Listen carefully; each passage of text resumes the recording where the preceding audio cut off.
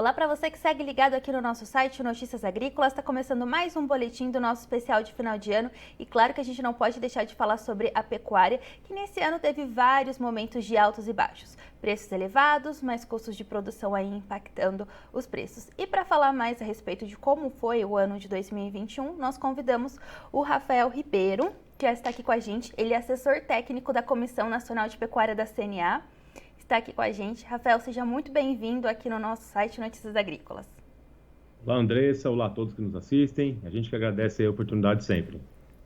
Rafael, como a gente pode fazer o balanço da pecuária de corte nesse ano de 2021? A gente teve preços recordes aí, preços elevados para arroba, mas também os custos aí de produção continuaram impactando aí a rentabilidade do pecuarista, né? Isso, Andressa. Acho que foi um ano de grandes desafios, né? A gente teve aí questões climáticas impactando principalmente no primeiro semestre, a questão da China aí a partir do final de agosto, começo de setembro. Então, acho que um ano aí de bastante desafio para o pecuarista, né? Como você colocou, a gente analisar o preço da arroba do boi gordo, nós tivemos uma valorização de quase 35% na média desse ano em relação ao ano passado, né? Os valores aí nominais chegando a próximo de R$ 325 por arroba, segundo o indicador CPEA, mas com negócios no mercado físico próximos aí de R$ 330 por arroba, né? Então, um ano de preços bons, mas com custos também elevados, em alguns casos, aí, alguns insumos subindo numa proporção até maior do que foi essa valorização no preço da arroba do boi gordo. Destaco aqui a questão do milho, do farelo de soja, onde o pecuarista ainda consegue fazer alguma trava de preço, alguma estratégia de comercialização, mas alguns insumos como energia, combustível, esses estão fora do alcance aí do pecuarista com relação ao período de aquisição ou alguma estratégia com relação à compra desses insumos, né? Então, essa questão dos custos mais altos, lógico que depende de vários fatores, né? O momento de venda do boi, o momento de aquisição do insumo, utiliza ou não ferramentas de proteção de preço, mas de maneira geral, esses custos maiores pressionaram aí as margens da atividade pecuária em 2021. Rafael, outro fator que impactou bastante aí o mercado do boi gordo foi com relação à demanda doméstica, né, que seguiu enfraquecida devido a questões econômicas e também da pandemia. Como a gente pode fazer um balanço desse ano de 2021 e traçar os cenários para o próximo ano? Bom, em 2021 a gente viu de fato aí, né, a carne bovina em termos de consumo doméstico, né, que representa 70% da nossa produção sendo prejudicada. A carne bovina é uma carne mais cara em relação às proteínas de frango, suíno e também em relação ao ovo, né, que acaba sendo um concorrente aí das carnes de maneira geral. Então esse cenário econômico ruim, desemprego, queda na renda da população, acabou mudando um pouco desse perfil e favorecendo aí as proteínas mais baratas, né? Para 2022, eu acho que é um ano de cautela com relação ao cenário econômico do país. A gente tem visto aí, apesar das melhoras em alguns momentos, mas um cenário ainda de população descapitalizada, né? Isso deve impactar sobre o consumo doméstico, principalmente daqueles produtos de maior valor agregado. Então, nesse contexto, a carne bovina deve seguir aí com um ritmo de consumo mais fraco, como a gente viu em 2020, 2021, e também, dessa maneira, a gente vê aí um ponto importante nas exportações, né, como havia escoamento da produção nacional diante dessa demanda interna mais fragilizada, provavelmente também no ano seguinte, em 2022.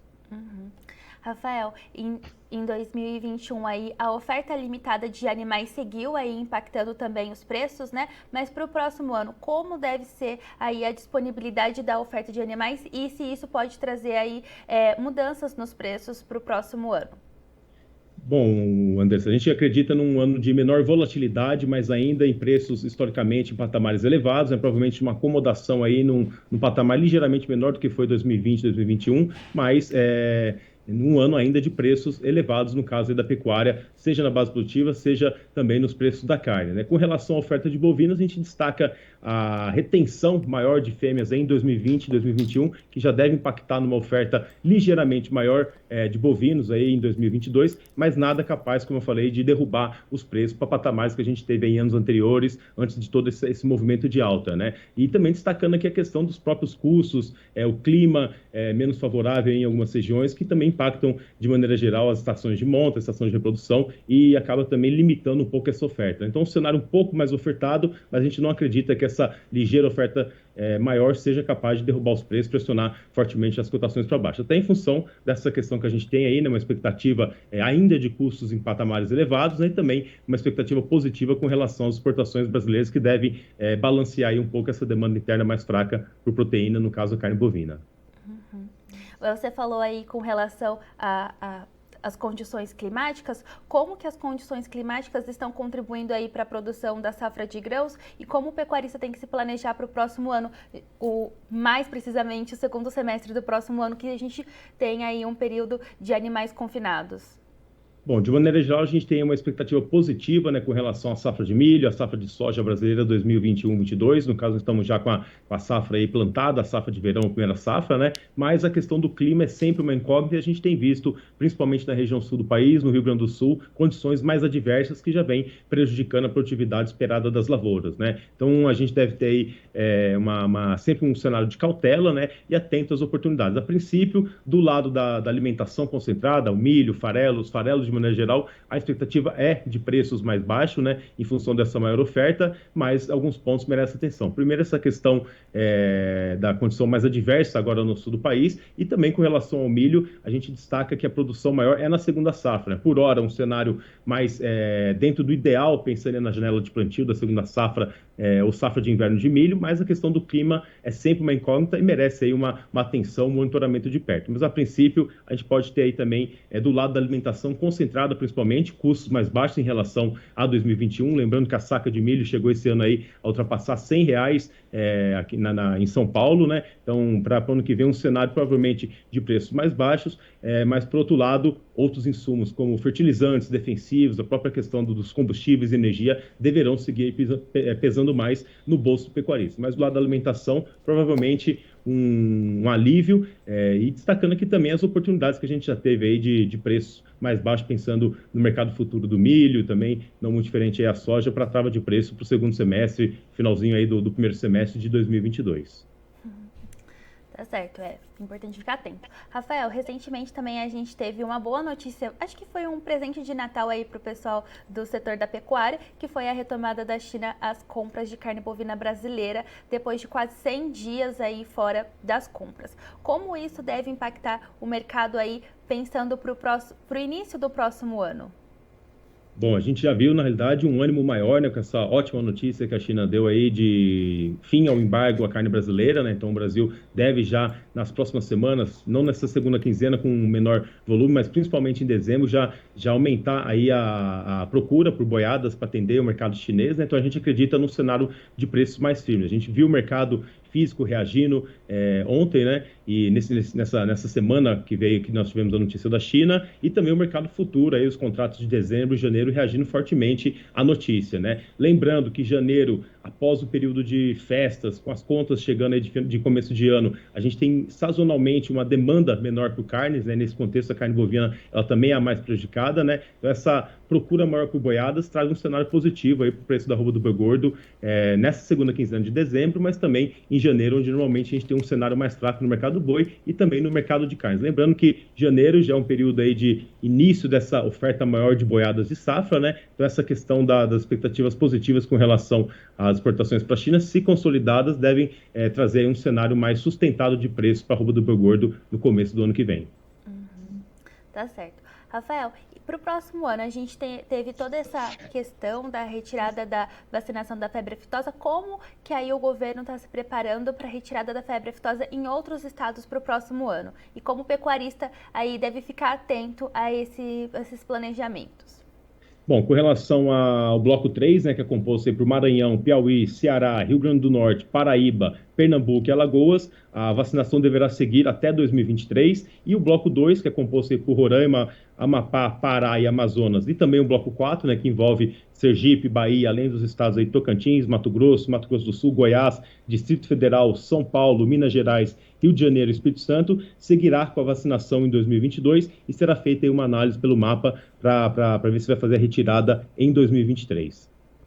Lembrando, né, que a pandemia, de maneira geral, prejudicou aí o avanço das ações em alguns estados, né, que essas ações envolvem reuniões, realização de fóruns, né, então toda essa questão prejudicada acabou também atrasando um pouco a retirada nesses blocos, bloco 3, 2 e 4, que já era prevista para agora 2021, né? Então a gente deve ter uma prorrogação dos prazos e no caso aí do bloco 4, como eu falei, isso deve ficar mais para 2023 após a análise do mapa. Bloco 4 e também o bloco 2. Tá certo, é muito importante o pecuarista ficar atento a essas informações. Bom, Rafael, antes de finalizar aqui a nossa entrevista, eu gostaria que você aí deixasse uma mensagem para os nossos telespectadores que nos acompanham, que nos assistem, e também qual é o fator que o pecuarista precisa ficar atento no próximo ano. Bom, eu colocaria aqui que é um ano cujas expectativas são positivas, né, principalmente com relação ao mercado internacional, provavelmente um alívio aí do lado dos custos com a alimentação, mas é um ano de cautela, né, já que essa cesta aí de custos de produção da pecuária envolve outros itens e muitos deles fogem ao alcance das estratégias do pecuarista. Então, um ano de cautela. O pecuarista precisa fazer a lição de casa, né? Ou seja, continuar sendo bastante eficiente dentro da porteira, né? Isso impacta diretamente nos resultados, né? Em um cenário em que a gente tem alguma incerteza, alguma cautela, mas é um ano que deve ser positivo em termos de preço, né? Provavelmente com uma acomodação, mas ainda em patamares elevados. E eu destacarei alguns pontos de atenção, né? A questão do câmbio, a questão do clima, né? Que é sempre uma incógnita e pode a qualquer momento também mexer com as expectativas. E também o pecuarista precisa conhecer, utilizar um pouco mais as ferramentas de proteção de preço. A gente viu esse ano essa grande volatilidade nas cotações, né? E alguns pecuaristas que fizeram a trava do preço, seja de venda do boi, seja de compra do insumo, acabaram tendo resultados mais satisfatórios, né? Então, acho que o uso de tecnologia, conhecer um pouco as ferramentas e também o monitoramento do mercado é fundamental, principalmente considerando também que a gente ainda está vivendo aí uma pandemia, né? Isso traz bastante incertezas com relação ao mercado, às economias mundiais de maneira geral. E deixar aqui também um Feliz Natal a todo o público aí que assiste Notícias Agrícolas, desejar um ótimo final de ano e que 2022 seja um ano aí de muito trabalho e muito sucesso para toda a cadeia pecuária de maneira geral. Eu também, Rafael, eu aproveito para deixar aí um próspero 2022 para você. E claro que a gente quer receber você mais vezes aqui no nosso site para falar sobre pecuária, para falar sobre como o setor está se movimentando. Uma boa passagem aí para você, não só da minha parte, mas de toda a equipe do Notícias Agrícolas.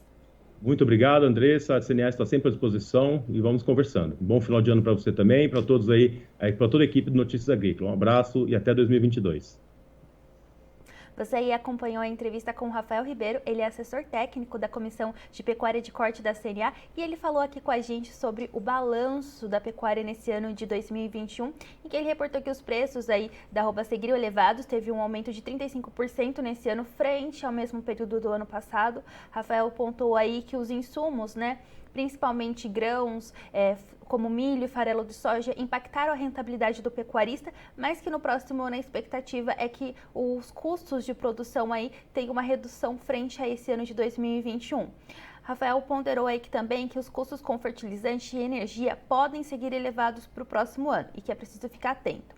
Rafael pontuou que para o próximo ano a expectativa é que os preços tenham uma menor volatilidade, mas que ainda assim continuem em patamares elevados, já que a retenção de animais aí deve seguir no próximo ano.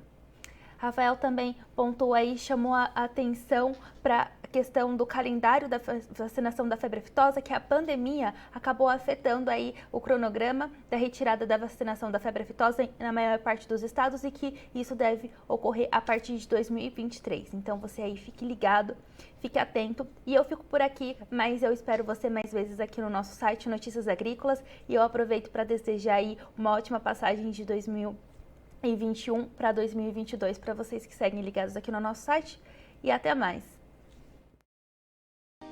Se inscreva em nossas mídias sociais. No Facebook, Notícias Agrícolas. No Instagram, @Notícias Agrícolas. E em nosso Twitter, @Norteagri. E para não perder nenhum vídeo, não se esqueça de nos acompanhar no YouTube e na Twitch, Notícias Agrícolas Oficial.